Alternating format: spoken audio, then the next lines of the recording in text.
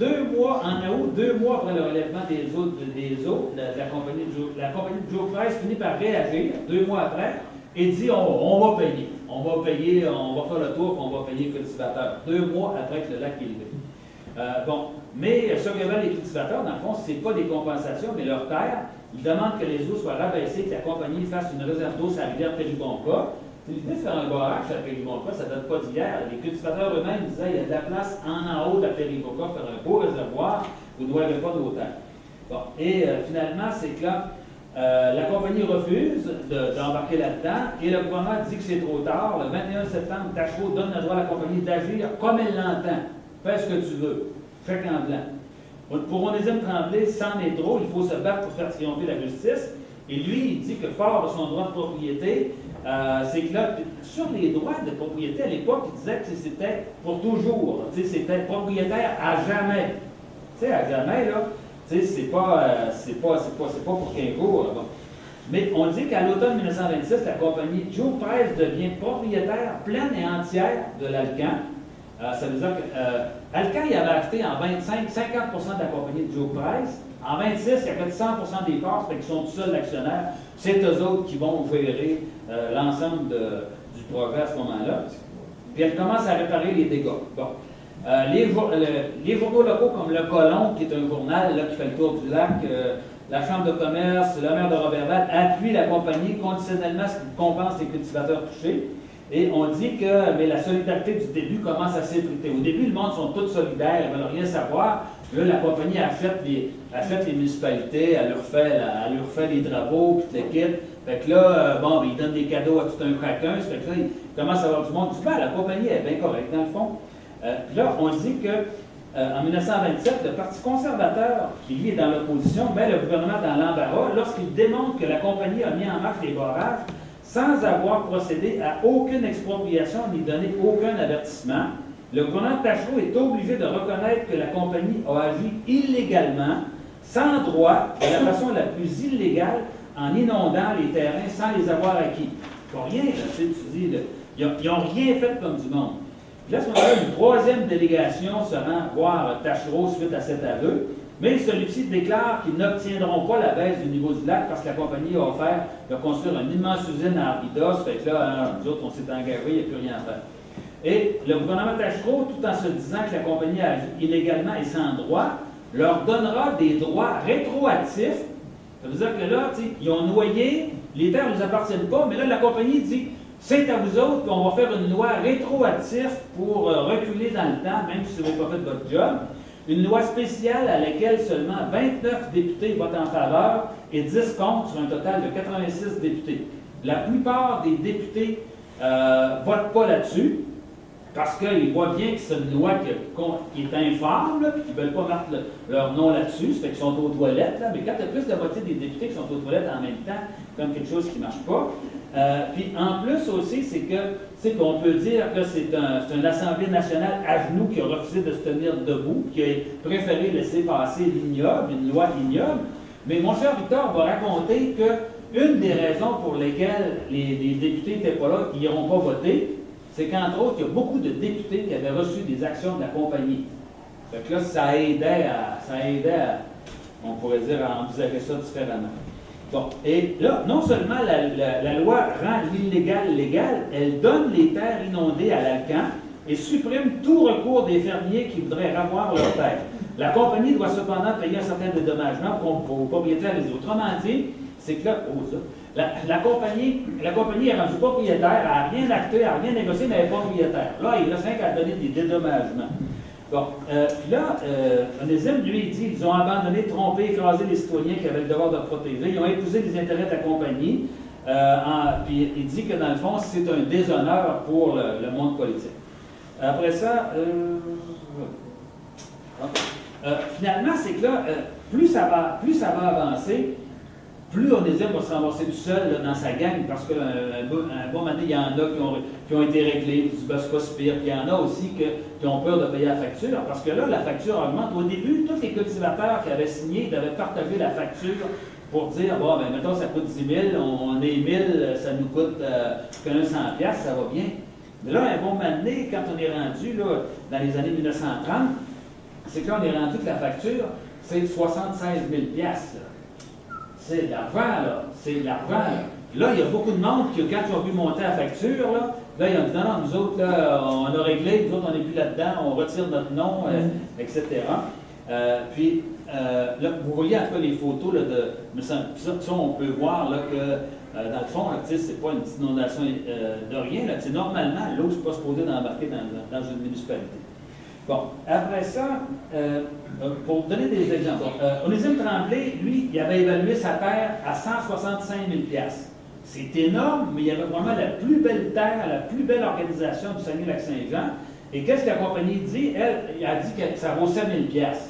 Fait que là, tu sais, une grosse différence. Ça veut dire que là, les gens sont obligés d'aller en cours pour essayer de gagner. Mais en cours, là, c'est que là, Onésime dit, alors qu'on serait en droit de s'attendre que lorsqu'un pauvre diable est traîné devant les tribunaux par des puissants et des habitués, il devrait trouver une équitable protection ou du moins un traitement loyal, mais c'est le contraire qui arrive. Il continue en disant, lorsque face à un puissant qui a toutes ses chances contre un faible qui n'a pas sa chance, on est en droit d'espérer que la cour placée entre les deux pour être juste va tenir compte de la situation désavantageuse du faible, mais c'est le contraire qui arrive. On est impitoyable pour l'habitant, on exige de lui une rigueur, une inexorable rigueur, des précisions absolues, on est sans merci pour un détail qui manque, pour un défaut de forme, pour un papier, pour un chiffre, pour un mot. On voit le spectacle navrant à la merci d'un avocat qui le torture, l'embrouille afin de lui arracher une parole compromettante pour lui. Puis, lui, il dit qu'on exige des petits l'impossible, alors que la grosse compagnie est traitée avec bienveillance et compagnie. Et il y a 20 procès au début, puis 20 perdus. Bon, Onésime raconte même que le juge accepte l'évaluation de certains experts qui n'ont même pas vu le terrain. Entre autres, il y a des terrains qui sont en dessous de l'eau, puis ils passent en bateau dessus, puis ils l'évaluent, ça fait pareil, c'est là, ça a pas mal ce que ça vaut. Puis, entre autres, dans les folies, là, entre autres, un moment donné, c'est que il y a un cultivateur que lui, il dit que sa terre est bonne, puis qu'il y avait de l'argile, puis c'est une bonne terre. Puis là, la compagnie, non, c'est du sable qu'on a fait. Puis là, il y a une chicane entre la compagnie et le cultivateur. Le cultivateur a des témoins. Mais là, le juge finit par dire, je le sais, moi, que c'est du sable, parce que moi, je suis un ancien cultivateur, puis je le sais que c'est du sable. Là, il y a une suspension de l'audience. Là, le cultivateur part avec 5 gars qui ont une bonne réputation. Ils reviennent avec des poches de terre pour montrer que ce n'est pas du sable. Puis là, le juge qui avait dit qu'il était un expert là-dedans, qui connaissait ça, dans le fond, je connais rien là-dedans de toute façon, ça fait que là, ça ne valait rien de me montrer ça, sa terre-là. Ça fait que finalement, c'est que là, il rend son jugement, et le jugement, c'est que c'est du sable. Ça fait que là, même si la preuve hors de tout doute, là, c'est du sable. Bon, après ça, je vais vous lire un autre d'Onésime, là, c'est que là, il dit, dans le bulletin des agriculteurs, nous n'avons certainement pas cherché la lutte. Elle nous a été imposée. La guerre nous a été apportée par l'invasion de nos domaines, par la profanation de nos droits et de ceux de la société. Nous luttons parce qu'il faut qu'il y en ait qui luttent. Si personne ne se sacrifiait pour la défense des droits et des principes qui sont attaqués, il n'y aura bientôt plus d'ordre ni de sécurité. La religion, la race, la société elle-même seraient détruites. Il rajoute, c'est parce que nous n'avons vu personne prendre la défense des lois outragées et des droits lésés que nous avons été obligés de nous en charger nous-mêmes. C'est avec la parfaite conscience de nous sacrifier que nous avons accepté le fardeau de cette lutte. Nous ne l'avons pas cherché, nous avons tout fait pour l'éviter, mais nous avons eu, grâce à Dieu, assez de courage et d'honneur pour ne pas la fuir. Devant les gens qui respectent la loi de Dieu et la loi civile qui s'accorde avec elle, j'ôte mon chapeau. Mais devant ceux qui foulent aux pieds le 7e commandement de Dieu, c'est quoi le 7e commandement de Dieu? C'est tu ne voleras point. Bon, lui, il dit que ceux qui foulent le 7e commandement, pour ceux qui foulent le 7e commandement, les lois fondamentales de mon pays, je ne m'inclinerai pas devant l'étranger qui, contre tout droit, veut être plus maître que moi chez moi, je me dresse et je me défends. Si je le laisse faire, je me regarderai comme indigne de mon propre titre de citoyen, je ne vaudrai guère mieux que les lâches et les traîtres qui ont laissé l'ennemi pénétrer dans la place. Puis en plus aussi, il dit à un certain moment donné que là, pour lui, le droit de propriété, c'est inaliénable. Puis il va dire qu'on lui demande s'il pense qu'il va gagner. Il dit oui, on va finir par triompher. Puis il dit en attendant, nous lutterons tant qu'il nous restera un souffle de vie. Nous perdrons peut-être des biens qui nous ont coûté une vie de labeur, mais nous laisserons après nous quelque chose qui vaut mieux. Il est plus consolant pour des enfants de voir leur père descendre dans la tombe en leur laissant un honneur intact et l'exemple du devoir accompli que s'ils leur laissaient des millions mal acquis. Un gars qui a ça comme principe, ça vaut du statut, quelque moi. Puis là, finalement, c'est que, on va être obligé de conclure, c'est le barrage, beaucoup de choses qu'il aurait pu raconter encore, mais bon, c'est allé au Conseil privé de Londres, puis au Conseil privé de Londres, ils refusent de juger ça. Finalement, comme je disais, ça coûte 76 000. Onésime perd sa terre, son frère Antoine, qui reste à Périgoncourt, perd sa terre aussi. Ils perdent toutes leurs affaires. Finalement, c'est que là, grâce à un minimum de solidarité par après, il y a un médecin qui racote sa terre, qui lui redonne en disant tu le payeras quand tu auras de l'argent. Finalement, c'est que là, on m'a raconté qu'ils ont fini de rembourser la dette d'Onésime dans les années 80. Dans les années 80, ils payaient encore comment je dirais ça, des intérêts, ou en tout cas sur ça. Puis, pour finir, c'est qu'à un moment donné, un peu avant qu'Onésime Tremblay meure, la compagnie Alcan, il y a dû y avoir quelqu'un qui a dit il faudrait qu'on arrangerait ça, que ça finisse mieux. Là, parce que là, un jour, les historiens vont faire l'histoire, et peut-être qu'on ne paraîtra pas bien, nous autres, là, puis tu sais, c'est une multinationale qui a des millions d'équipes, puis on dit je pense qu'on va faire un arrangement hors cours. Ils ont envoyé une personnalité régionale dont on n'a pas le nom, rencontrer Onésime Tremblay, avec un chèque en blanc. Le nom de la compagnie était marqué, la signature était marquée, il reste rien qu'à mettre le montant d'argent. Combien tu veux pour fermer le dossier? Et qu'est-ce qu'a fait Onésime? Combien est-ce qu'il a marqué sur le chèque? Rien, pas une scène. Il a dit, j'ai jamais voulu d'argent. Tout ce que je voulais, c'est qu'on respecte nos droits, qu'on puisse conserver nos terres. C'est ça que je voulais. Et il va mourir avec ça. Combien est-ce qu'il y en a dans nous autres là, qui auraient mis un montant ou qui... Combien est-ce qu'il y en a là, qui moi, j'aurais pas mis une scène non plus, là? Il n'a pas gros d'après moi. Ben, Onésime Tremblay, il mérite toute notre admiration. Je pense qu'on devrait lui élever une statue. Puis pour ceux qui ne sont pas convaincus, je pourrais vous raconter le reste de l'histoire une autre fois.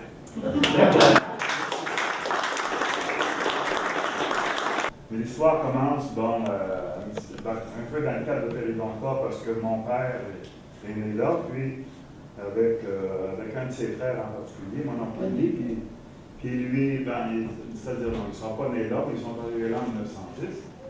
Puis, évidemment, ils passent leur jeunesse à Périgoncourt, puis ça va à Paris avec Edgar Gauthier, avec d'autres gens de l'époque. Et au tournant des années 50, dont mon père s'achète un canot à 18 pieds, un canot Tremblay de Saint-Félicien, un canot en moteur, mais il n'y a pas de moteur. C'est mon oncle Berry qui a le moteur. Il y a un petit Johnson, 2 forces et demie. Puis mon oncle a un garage qui travaille 6 jours par semaine, mais le dimanche, s'il fait beau, les deux se donnent rendez-vous. On met le canot soit dans le camion à mon père, ou sur le top du Plymouth 40 de mon oncle Lévi, puis on va à la pêche. Mais ils ont déjà, tu sais, la famille, il y a plusieurs enfants. Fait que là, tu as le droit d'amener 1 ou 2 enfants par famille, mais pas plus. Puis là, les bonhommes sont à la pêche. Mais là, chez nous, les enfants, ça pousse aussi. Ça fait que ma mère a dit ça serait pas bête si tu achetais un moteur, tu pourrais amener juste nos flots, tu sais, tu m'amènerais plus, fait qu'il m'en resterait moins à la maison, au moins une journée par semaine. Ça fait que mon père va sur Eugène de Sasse-Villeneuve, puis il achète un beau petit Evenro de Saint-Force et demi pour 200$. 58, 59. Fait que là, mon oncle, lui, il est avec son petit Johnson. Fait que mon oncle est piqué un peu au vif. Fait que mon père a un 18 pieds. Lui, il va chez Tremblay, puis il achète un 18 pieds et demi. Puis son petit 2 forces et demi, ça fait plus l'affaire pour un 18 pieds et demi. Fait qu'il s'achète un 7 forces et demi. Puis là, c'est sûr que quand ils partent le dimanche matin, ils arrivent toujours le premier, parce que nous autres, on met le canot dans les trocs, tu sais. Puis, en tout cas. Mais à un moment donné, mon père se ramasse avec, en 59, un beau Chevrolet 57. Puis là, mon père, il met le canot sur le top du Chevrolet. On ne se sert plus du troc. Puis à un moment donné, les 2 bonhommes, ils partent ensemble d'une station. Un en aurait de l'autre. Puis quand on a viré le croche sur Hubert Tremblay, prendre le précarré de Saint-Jean-d'Arc, le Plymouth, mon oncle est en avant. On passe, tu sais, mon oncle, il paye. Le Plymouth, rendu à 80, là, il y a de la misère. L'autre, le Chevrolet, 100 000 $. 100 000 avec le canon sur le toit. Il est attaché d'aplomb. Ça fait que mon père, il dit, t'allais tomber pas vite. Quand on est arrivé ici, au pied, puis mon père, tu sais, un peu. Ça fait qu'on met à l'eau, OK, puis dans ce temps-là, on ne pêche pas au mené, là, tu sais, 58, 59. On pêche avec des grosses lignes vertes, là. Puis notre canne à pêche, là, c'est une planche comme ça, tu sais, là, avec la ligne verte entourée autour, là, puis qu'on déroule, puis on déroule. Puis là, nous autres, on est 4 enfants dans le canot. Puis un dans la pince, là, dans le fond, on est non pour 5. Puis on est assis sur des petits dans le bois. Puis là, on traîne notre ligne, là, tu sais, là. Un qui a le bras comme ça, l'autre qui traîne le long du canot, chaque bord, tu sais.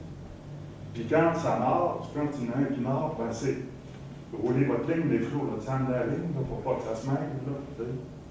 Puis au lieu de se mêler dans l'eau, ça se mêle sous nos pieds, tu sais, ça se mêle sous nos jambes, là. Mais là, puis on pêche au brochet, puis au doré. Fait qu'on va, parce qu'il faut qu'il fasse beau, tu sais. Si le vent se lève, là, on sort, on est dans le canot, tu sais. Puis les flottes de sauvetage, là, ça c'est juste dans les livres, dans les catalogues, que ça existe, ça, tu sais. Pour nous autres, là, non, il n'y a pas question de ça, tu sais. Puis on ne sait pas nager personne, là, tu sais. Mais c'est en mode prudent, tu sais. Mon père est prudent, tu sais. Ça fait que, mais là, ça pêche, les gens prennent la bonne-niche. Fait que là, mon père avait dit, bon Dieu, moi aussi, je suis capable d'en prendre. Là. Fait que là, ils achètent des rilles et des cannes à pêche. Des rilles à 2 poignées, là, pas si vous vous souvenez, avec le pouce sur le fuseau de fil, là, pour pas, tu sais, pour obtenir la ligne, là. Mais on n'a pas le droit de lancer. Parce que si on lance, on peut manquer notre coup, aller piquer mon père avec un hameçon. Puis si, là, les dimanches, nous autres, c'est le dimanche surtout, puis là, il pouvait avoir 100-150 chaloupes, là, sur le lac. Tu sais, c'était fou, là, qu'on sait qu'il y avait du monde qui pêchait, là. Puis là, si on avait la chance, à un moment donné, si le temps déglait un peu, si on se faisait surprendre, on allait s'attacher à une bouée, de préférence la 4e ou la 5e, parce que mon père disait, ça mord plus là, que proche de la pointe de William. C'est une bouée du canal, ça. C'est des bouées du canal, oui, des rouges et blanches. Ça fait qu'on s'attachait après ça, bien attaché, puis là, si le vent, on se faisait soigner, mais puis on pêchait à cale, parce qu'on n'avait pas le droit de lancer. C'était à cale, puis la cale, elle se promenait, on avait juste à tenir notre canne à pêche. Puis de temps en temps, il y a une moine-niche qui sautait après ça. Ça fait que ça, c'était là, quand c'était pour la pêche à la moine-niche partant normal. Puis, si la moine-niche ne voulait pas mordre, si on avait la chance d'avoir une rafle, je ne sais pas, le mauvais temps, on va obliger le bateau à arrêter et attacher une rafle après les gros poteaux. De ce côté-ci de la pointe de William, entre autres, là mon père disait, à côté d'une rafle, ou quand tu es proche d'une rafle, c'est bon pour le doré. Puis, il n'y avait pas toujours tard. Souvent, on s'installait après, on s'attachait après la rafle, puis on pêchait, puis c'était le fun, ça mordait. Puis,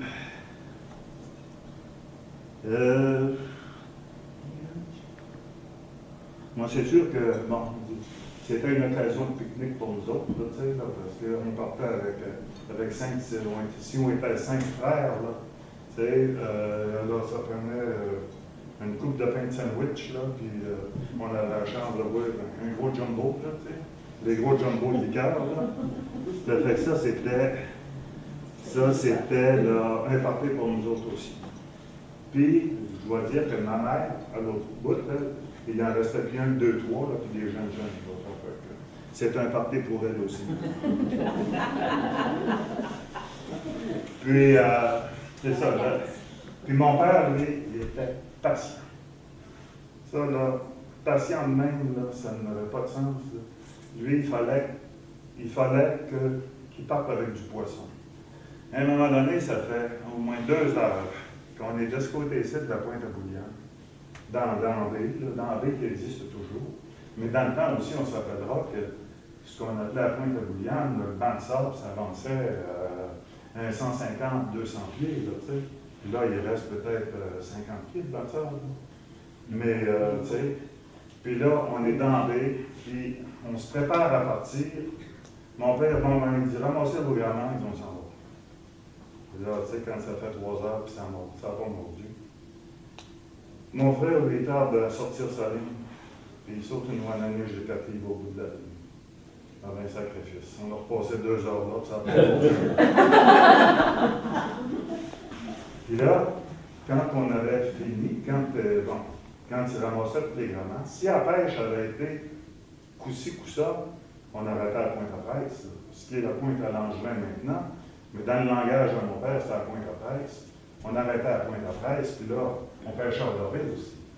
Puis là, c'était bon. Pour le doré au bout de la pointe, là, c'était vraiment un beau spot à dorer, ça. Mais tu sais, quand tu as pêché là, toute la journée, tu es rendu, tu sais, les 8 heures le soir, t'es gelé, tu sais, t'es flou, puis tu as le goût de faire d'autres choses, là. Puis tu arrêtes encore pour une petite demi-heure, là, tu sais, là. Puis le chalet Armand Rousseau, était à 1500 pieds de là, tu sais, là. Ça fait que, tu le vois-tu, le chalet, toi, tu penses? Tu as hâte d'arriver au chalet, mais on arrêtait à la pointe à presse, ça faisait partie du rituel. Après ça. Bon, puis ça a été ça pendant, mon père a arrêté d'aller à la pêche au lac Saint-Jean, il y a eu un accident d'auto en 69, il n'a jamais retourné à la pêche, sauf une fois que moi j'avais loué le chalet des Claveaux à Vauvert, puis j'avais dit, aujourd'hui, on va à la pêche. Mais ça a été à mes conditions, ça n'a pas été aux siennes, là. Fait qu'on a parti plus tôt. C'était aux alentours des années 79-80, ça. Puis il a bien aimé ça, il était bien content, même si on avait rien pris. Mais c'était la dernière fois qu'il est allé à la pêche au lac Saint-Jean. Puis, je vais vous dire, moi, tout le poisson qu'on prenait, là, parce que, bon, on prenait, je sais pas, 30-40 Wananiches par année, puis des dorés, puis des brochets, puis de la perche chaude. Une fois que la perche chaude, mon père n'était pas fort là-dessus, là, ça, là, les brochets dorés, puis rappelons-nous, dans ce temps-là, le vendredi, on n'avait pas le droit de manger de la viande. Qu'est-ce qu'on mangeait? C'était le doré puis le brochet, puis la Wananiche qu'on prenait. Quoique la Wananiche aussi, on peut le dire maintenant, Armand Rousseau avait l'habitude, s'il y avait des gens qui voulaient du poisson spécial, entendre par là de la Wananiche, souvent, mon père allait m'emmener sur Armand Rousseau, moyennant rétribution, ce qui était illégal, mais ça passait comme ça. Alors, c'est brièvement des souvenirs de pêche qu'on a. Puis la Wananiche, je pourrais dire aussi, c'est que la Wananiche s'entraînait, c'était énorme les quantités de Wananiche qui se prenaient dans ce temps-là. Là. Tout le monde prenait de la Wananiche. Puis le lac, bon, même dimanche, comme je vous disais tantôt, 100-150 chaloupes, là, c'était pas rare, ça. Puis après ça, nous autres, comme mon père était camionneur, il nous arrivait aussi, s'il y avait une belle journée un jeudi, parce que mon père il avait un défaut, il était têtu. Mon père était libéral, puis c'était Duplessis qui était au pouvoir. Ça fait que les travaux de voirie, quand il y avait besoin de camionneurs, c'était les bleus qui étaient engagés. Puis quand il n'y avait plus de bleus, là, ils prenaient des rouges. Mais les rouges étaient les derniers arrivés, puis les premiers partis. Tu sais. Puis mon père, ça, c'était un peu du Onésime Tremblay. Là. Il aurait eu juste à changer de comité, là, comme on dit, là, quand il arrivait aux élections. Là. Au lieu d'aller au comité du candidat libéral, il aurait eu juste à aller au comité du candidat de l'Union nationale, puis bon, ça aurait passé, mais non. Fait que comme il était sur appel, puis on n'avait pas le téléphone, ça fait qu'il n'était pas appelé souvent. Puis, c'est ça, les jours de semaine, puis même les jours de semaine, bon, souvent il y avait plusieurs chaloupes encore sur le lac Saint-Jean, parce que nous autres, ça nous prenait du beau temps. Tu sais, il y a des gens comme Hubert Bonneau, par exemple, qui a été cuisinier sur Réunion. Il nous voyait partir le dimanche matin en canot, 4-5 flots, puis mon père en canot, puis de la vague tu sais, la vague de 4-5 pouces, Hubert Bonneau, lui, il sortait pas de là, il sortait pas de son chalet, lui. Mais nous autres, bon, on partait, puis c'est sûr qu'au large, ça brassait beaucoup plus, mais bon, mon père était prudent là-dessus. Puis dans ce temps-là, passer entre la pointe à Bouliane et la pointe Torion, là, ça passait, il y avait fait d'eau, tu sais, parce que la pointe à Bouliane était beaucoup plus large que ça. Puis il y avait beaucoup moins d'ensablement. Ça, l'été, il y avait de l'eau là tout le temps. Il y avait 4-5 pieds d'eau, 5-6 pieds d'eau, même dans le plus bas. Puis à cette heure, je pense qu'en été, c'est 6 pouces, 8 pouces, 1 pied maximum. Alors, c'est ça, des petits souvenirs de pêche du lac Saint-Jean. Puis moi, je ne suis pas retourné non plus, je pense. Là, ça fait très longtemps que je n'ai pas remis une ligne à l'eau au lac Saint-Jean. Puis, le jour où j'y retournerai, ça ne sera pas qu'un affaire.